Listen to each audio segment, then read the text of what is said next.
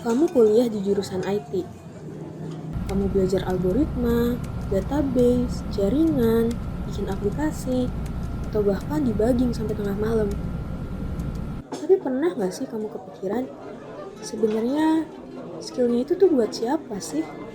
Di sekitar kampusmu ada banyak orang yang punya masalah nyata. Bukan soal big annotation, bukan juga soal framework terbaru, tapi masalah sederhana yang nyata. Dan mungkin kamu adalah solusinya.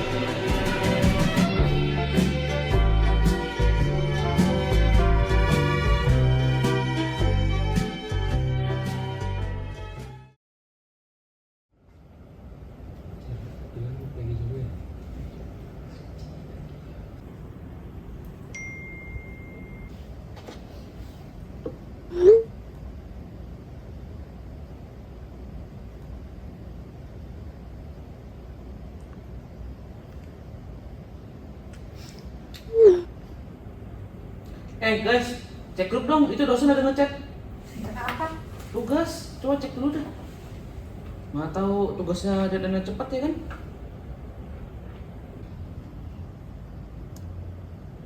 Nah, kita mau bikin apa nih guys? Jadinya mau bikin website kah atau aplikasi nih? Santai dulu, kan kita belum tahu masalahnya apaan. Iya sih. Atau kita mau sekarang aja brainstorming? Gimana?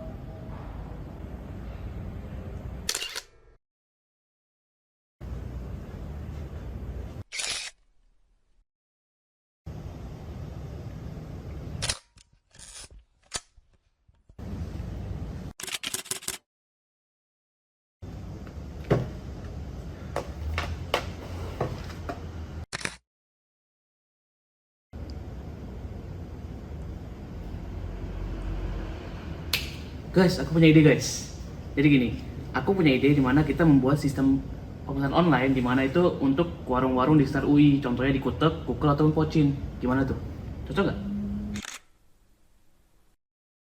Kalau gitu mah udah banyak dong. Ada GoFood, Shopee Food. Kalau kita bikin lagi, value-nya apa dong? Iya sih, tapi kan kalau kita tahu tuh kan papan besar tuh ngambilnya banyak banget tuh presentasi keuntungannya dari UMKM. Nah yang kita ini kita nggak perlu ngambil banyak-banyak gitu loh, paling cuma berapa persen ya, 5% kali itu 2% gitu yang pasti. Kita tujuannya membantu UMKM aja dah. Tapi kan sistem begitu asumsi aja. Kita sebenarnya nggak tahu apa yang mereka butuhin. Nah, bener-bener. Kita aja belum punya data apa-apa. Semua yang kita omongin ini baru perkiraan. Tapi kalau kita nunggu data dulu, kapan mulainya cuy? Soalnya kan 3 minggu ini deadline-nya. Sempet nggak ya kalau kita nunggu data? Makanya itu, kita nggak boleh buang-buang waktu. Banyak loh yang harus kita kerjain. Aku ada ide sih. Apa tuh, Pan? Gimana kalau kita jangan ngomongin dulu solusinya. Kita ngomongin dulu siapa yang mau kita bantu. Boleh tuh, setuju. Oke. Jadi kita mulai kapan nih guys? Biar pasti nih. Kita turun ke lapangan aja, ngobrol langsung sama pemilik UMKM sekitar gitu. Jadi kita lebih dengerin mereka dulu aja sih, jangan langsung ngasih solusi. Jadi survei gitu Kai? Bukan sih, kalau survei kan kita udah nentuin pertanyaannya ya. Tapi di sini tuh kita lebih ke wawancara. Kita kayak ngasih ruang buat mereka cerita gitu. Oke, aku buat draft timeline-nya ya. Kalau kita mau progres minggu depan, survei ini harus selesai dalam 2 hari ke depan. Dari kombinasi dimensi tadi, muncul 4 kelompok besar kepribadian yang disebut temperamen menurut David Kiersey. Yang pertama ada Guardian, yang merupakan kombinasi S dan J. Dikenal bertanggung jawab, teratur, dan dapat diandalkan. Yang kedua Artistan, yang merupakan kombinasi S dan T. Cenderung spontan, fleksibel, dan cepat beradaptasi di lapangan. Yang ketiga ada Idealis, yang merupakan kombinasi N dan F. Lebih cenderung pada empati, komunikasi, dan hubungan dengan orang lain. Lalu yang terakhir ada rasional, yang merupakan kombinasi N dan T. Dikenal strategis, logis, dan suka mencari solusi yang efisien. Dari semua ini tidak ada temperamen yang paling baik. Masing-masing punya kekuatan yang berbeda dan bisa efektif di tempat yang tepat. Misi Pak.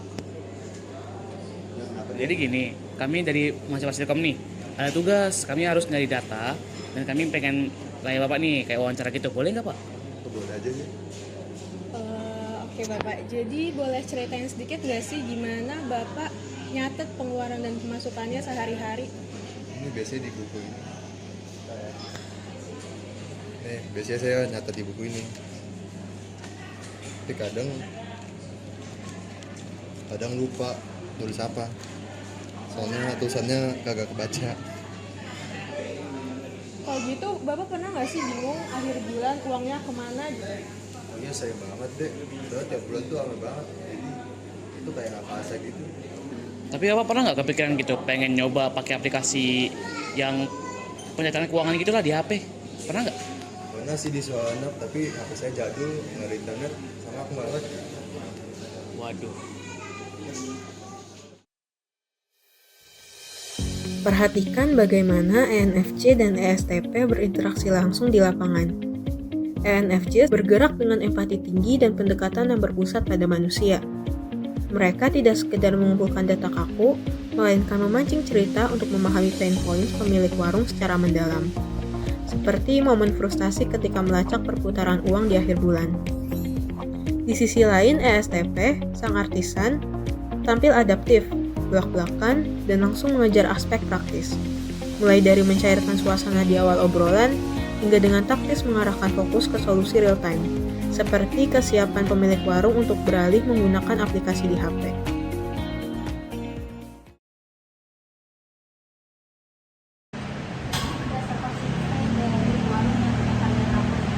Masalah utamanya itu berarti pencatatan menghasilkan uang sama nggak akurat ya. Betul tuh. Apalagi tadi HP-nya bilang sama aku tadi, dia bilangnya HP-nya jadul. Jadi kayak dia pernah nyoba sama anaknya pakai aplikasi tapi nggak kuat, aplikasi berat banget. Tadi aku lihat juga pemiliknya tuh bukan pengguna HP yang canggih, jadi solusinya itu harus sederhana. Aku sih kepikiran kita perlu bikin suatu aplikasi pencatatan transaksi sih yang bisa diakses tanpa internet. Emang mungkin dalam 3 minggu? Bisa aja sih kalau pembagian kerjanya bener. Tunggu dulu, kalau kita buat online first, waktu kita kayaknya nggak cukup deh, 3 minggu loh ini. Makanya kita batasi dulu spotnya, aplikasi pencatatan yang dasar aja dulu. Sepakat. Aku setuju sih, skopnya harus jelas biar timeline juga sesuai. Oke, aku setuju. Tapi pembagiannya gimana nih, pembagian kerjanya nih? Oke, jadi siapa yang mau balik ke warungnya buat mastiin kalau misalnya solusi kita itu beneran sesuai sama kebutuhan mereka? Aku bisa sih balik lagi nanya ke warungnya buat pastiin kita nggak bikin sesuatu yang bikin mereka bingung. Oke, berarti kamu user testing ya, itu penting sih.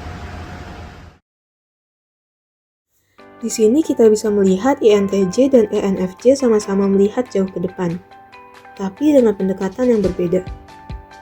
INTJ yang termasuk rasional lebih fokus pada sistem, efisiensi, dan strategi jangka panjang.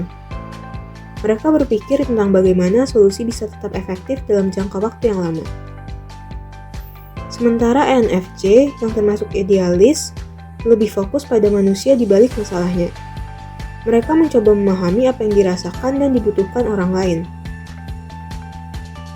Perbedaan ini membuat keduanya saling melengkapi. Rasional membantu merancang solusi yang efektif, sementara idealis memastikan solusi itu benar-benar berguna bagi orang yang memakainya.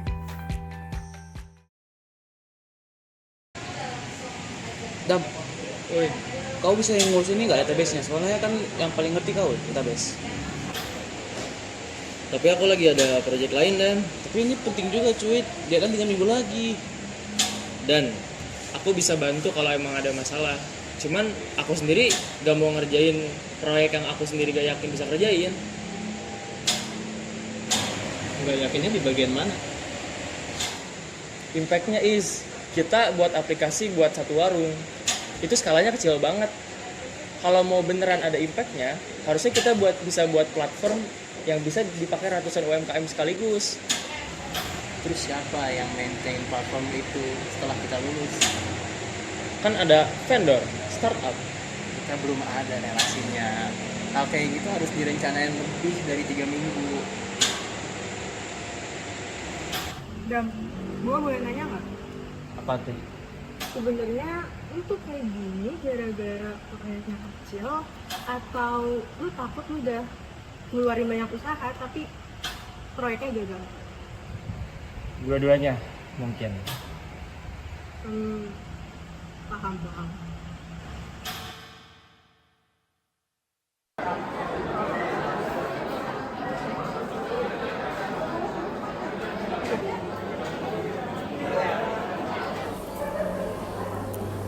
Permisi Pak. Oh ya Dek, kenapa Dek? Ini saya mau minta tolong Pak. Kebetulan kami ada bikin aplikasi. Jadi saya mau minta tolong Bapak buat coba catat transaksi di sini Pak. Oh, Kalau iya. ada yang bikin bingung, tolong dibilang aja Pak. Oh iya Dek, makasih ya Dek.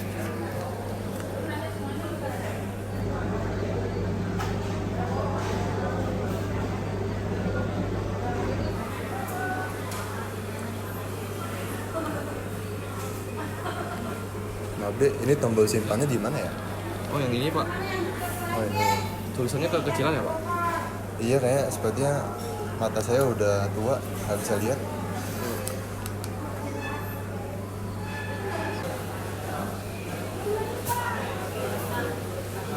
Dek, ini sudah ya. Makasih ya Pak.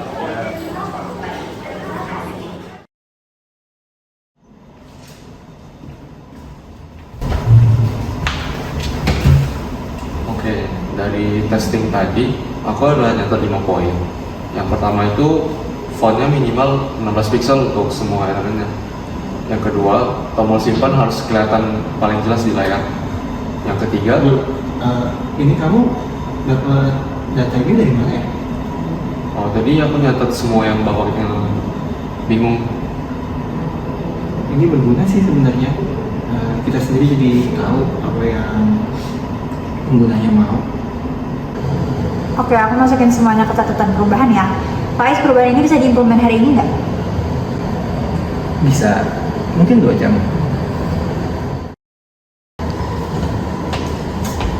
Halo Van.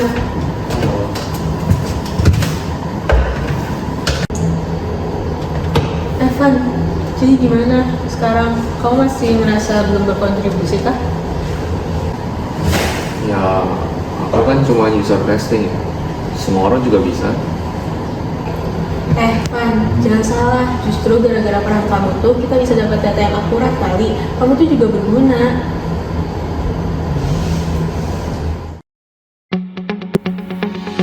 Kita bisa melihat bahwa INFP dan ENTP tadi menunjukkan dua bentuk keraguan yang sering muncul di kalangan mahasiswa. INFP sering merasa dirinya tidak punya kemampuan yang menonjol, padahal kemampuan memahami orang lain dan melihat kebutuhan pengguna adalah hal yang penting dalam sebuah tim. Sementara ENTP mulai meragukan proyeknya karena merasa dampaknya terlalu kecil. Padahal perubahan besar sering dimulai dari masalah sederhana yang benar-benar diselesaikan dengan baik.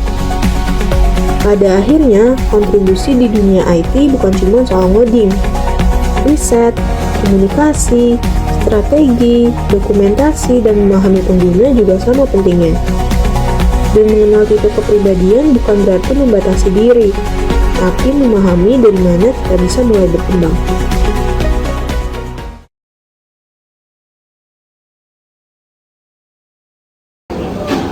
Jadi gini Pak, dalam ini. Nah, pertama aku klik ini, lalu kalau udah lupa isi datanya, isi data, klik ini, nomor itu, simpan, lalu langsung simpan ya sini langsung ada datanya gitu. Jadi itu aplikasi juga nggak perlu paket, ini mati paketnya. Itu aja.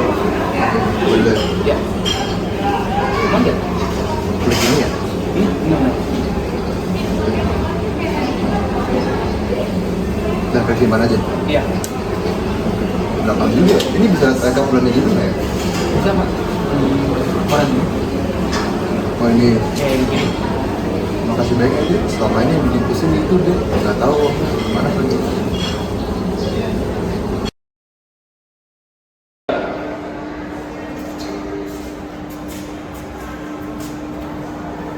Aku mau ngakuin sesuatu deh.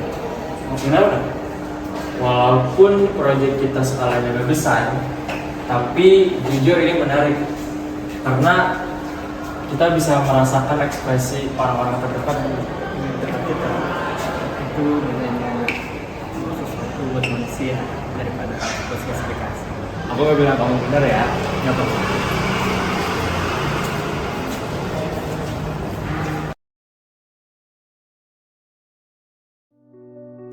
Aku memang bukan orang yang mudah berimprovisasi, dan perubahan yang datang tiba-tiba sering membuatku kurang nyaman.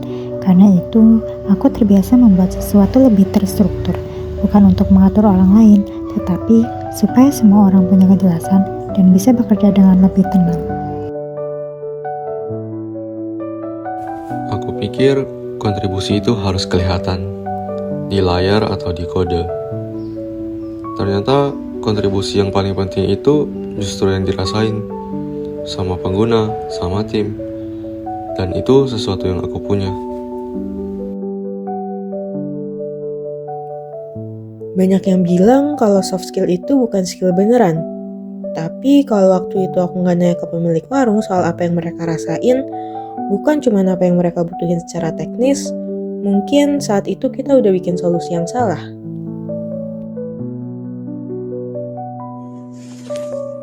Selama ini aku selalu pikir kerja itu ya action. Tapi proyek ini mengajarin aku action tanpa arah itu melelahkan. Dan itu yang aku pelajari dari semua hal ini. Aku biasa kerja sendiri, lebih efisien. Tapi proyek ini punya titik-titik yang nggak bisa aku selesaikan sendiri. Dan aku jadi belajar tentang pentingnya kerja sama dalam tim.